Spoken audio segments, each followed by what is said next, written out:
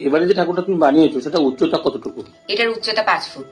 তো কতদিন আগে থেকে বানানো শুরু করেছিলে? এটা আমি 1 মাস আগে থেকে বানানো শুরু করেছিলাম। কি কি আছে এর মধ্যে? এর মধ্যে কাগজ আছে, তারপর নানা আর্ট পেপার আছে, তারপর রঙের কাজ আছে, অনেক মোটা মোটা পিচবোর্ড আছে, তারপর শোলা আছে, এরকম দিয়ে করি। কোন ক্লাসে পড়ো তুমি? আমি ক্লাস 6 এ পড়ি, আমি 7 এ পড়ি, কোন স্কুলে? Shantipur municipal high school. তুমি মানে কোন ক্লাস থেকে তুমি প্রথম ঠাকুর বানাচ্ছ? আমি ক্লাস 1-2 থেকে শুরু করেছি, এবার 1-2-5 এরকম ভাবে করতে করতে আজ আমার 7 হলো। তখন কি দিয়ে বানাতে? তখন আমি কাগজ দিয়ে বানাতাম। আর বলছিলে পেন্সিলে কাটার নাকি? হ্যাঁ, ওই পেন্সিলের যে রুল কাটার গুলো হয় ওই রুল কাটার দিয়ে দিয়েও তখন সাজ করতাম। এবার তারপর থেকে আমার মনে হলো যে পুরোটা কাগজ দিয়ে না করে সেখানে কিছু গোপড়ি, কিছু মেটারিয়ালস, পান টান এরকম কিছু ইউজ করি। এগুলো কোথা থেকে সংগ্রহ করো? এগুলো কেন কোথা থেকে? এগুলো কিনে আমি কৃষ্ণনগর থেকে। তো মানে অনেক কিছু পাওয়া যায় না নাকি শান্তিপুরে? না, অনেক কিছু শান্তিপুরে বলতে শান্তিপুরে সেরকম কোনো দোকান নেই, মানে এরকম মেটারিয়ালস এর কোনো দোকান নেই, এই জন্য কৃষ্ণনগর থেকেই কেনা হয়। তো সেক্ষেত্রে এগুলো আগে থেকে এবার যখন ভেবেছিলে 1 মাস আগে যখন বানাতে আরম্ভ করলে তার কতদিন আগে কিনতে আরম্ভ করেছিল? এটা তার 4-5 দিন আগে কিনতে আরম্ভ করি। আর যখন আমাদের বাড়ির মা কালীর পুজো হয়, ওনার সাথে মা দুর্গার সাথে একবারে আমি আর আমার মামা কিনতে যাই। আচ্ছা, সেই ঠাকুরটা কি যেটা বানানো হয় মাটি দিয়ে, সেটা কে বানান? সেটা বানাই হচ্ছে সৌরভ সাহা মহাশয়, যার বাড়ি পুরোপুটিতলা।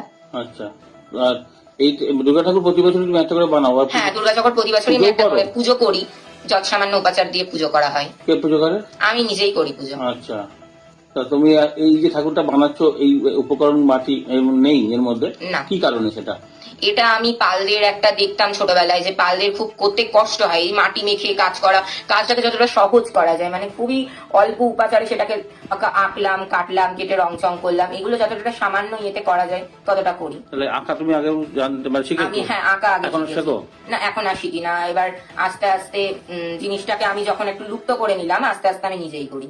তো এই আঁকা টাকাগুলো প্রথমে করে নিয়েছো, তারপরে হ্যাঁ, সাজিয়েছো? আর প্রথমে পেন্সিল দিয়ে একটা ড্র করে নিই কাগজের মধ্যে, ড্র করে নিয়ে সেটাকে কাট করে তার মধ্যে একটা পাতলা পেপার যায়, তারপর আবার একটা কিছু মোটা জিনিস যায়, দিয়ে শোলা দিয়ে বিট করা হয় জিনিসটাই। পেছনের যে বেসটা সেটা কি দিয়ে করেছো? পেছনে যে বেসটা শোলা, তার মধ্যে কিছু বাঁশ যায়, বাঁশটা পেছনে যায়। মাছ বলতে পাতলা পাতলা বাঁশ? পাতলা পাতলা বাঁশের কঞ্চি যাকে বলে, কঞ্চি টঞ্চি আছে? কঞ্চি টঞ্চি আছে। ভারী তো কতটুকু? তুমি তো দেখলাম হাতে নিয়ে সরালে ইজিতে। কেন ইজিতে বলতে, এবার এটা বাঁশ দিলেও কি হয়, একটু হলেও ভার আছে প্রতিমাটার। এবার আস্তে আস্তে আস্তে আস্তে প্রতিমাটা যখন তৈরি করা হয় তখন খুবই হালকা থাকে, আস্তে আস্তে যখন সাজ টাজ দেওয়া হয় একটা তার ভার থাকে নিশ্চয়, ওই ভারটার জন্য আরো একটা একটুখানি সমস্যা হয়, কিন্তু তাও ঠিকঠাক ভাবে করা যায়, তোলা যায় আর কি। নিচে যে পাটাতনটা সেটা কিসের? নিচে যে পাটাটা সেটা হচ্ছে পুরো হচ্ছে কার্ডবোর্ডের। আর এই যে শাড়ি টাড়ি যেগুলো কাপড় টাপড় গুলো পরিয়েছো